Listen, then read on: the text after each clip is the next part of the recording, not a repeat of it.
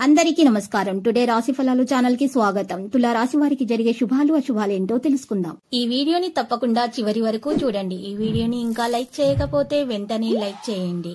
ప్రతిరోజు మీ రాశి ఫలాలు అందరికంటే ముందుగా తెలుసుకోవాలంటే క్రింద కనిపిస్తున్న రెడ్ కలర్ సబ్స్క్రైబ్ బటన్ ని క్లిక్ చేసి ప్రక్కనే ఉన్న బెల్ బటన్ ని యాక్టివ్ చేయండి. అలాగే వీడియోని తప్పకుండా మీ మిత్రులందరితో షేర్ చేయండి. ఈ రోజు మీరు టైం పాస్ చేయడానికి ఒక స్త్రీతో కలిసి ఒక మంచి రెస్టారెంట్ కు వెళ్లి భోజనం చేయడానికి ఇష్టపడతారు.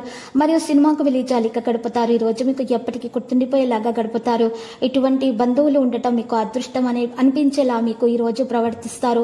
పాజిటివ్ గా ఆలోచించండి. మీ గ్రహాల స్థానం మీకు మంచిదనాన్ని ఇవ్వడానికి ప్రయత్నిస్తుంది. ఇక ఇంటి సీనియర్ సభ్యుని గురించి ఆందోళన అయితే ఉండవచ్చు. ఆర్థిక పరిస్థితుల్లో మెరుగుదల కారణంగా ప్రతికూల ఆలోచనలు తొలగించబడతాయి.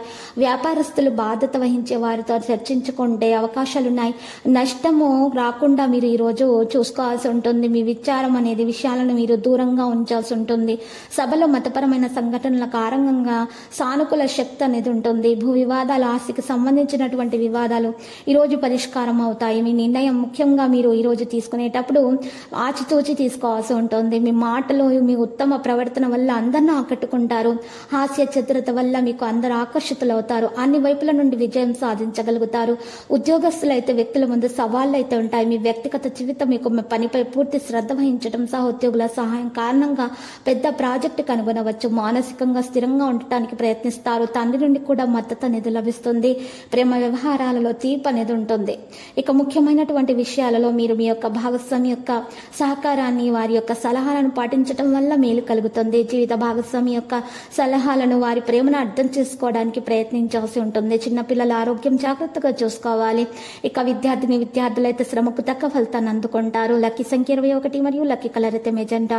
ఇక ఈ రోజు పరిహారంలో 2 తమలపాకులను తీసుకుని ఒక పచ్చకర్పూరం తీసుకోవాలి. ఒక తమలపాకు మీద ఒక పచ్చకర్పూరం పెట్టి దాని మీద ఇంకొక తమలపాకును పెట్టి అదంతా కూడా ఒక కాగితంలో ఉంచి పొట్లంగా కట్టి చక్కగా పారేటటువంటి నీళ్లలో వదలటం వలన, ఆ తర్వాత మీరు అమ్మవారిని దర్శించడం వలన మీకున్నటువంటి దోషాలన్నీ పరిహారం అయిపోతాయి. ఇక అంతా శుభప్రదంగా ఉంటుంది.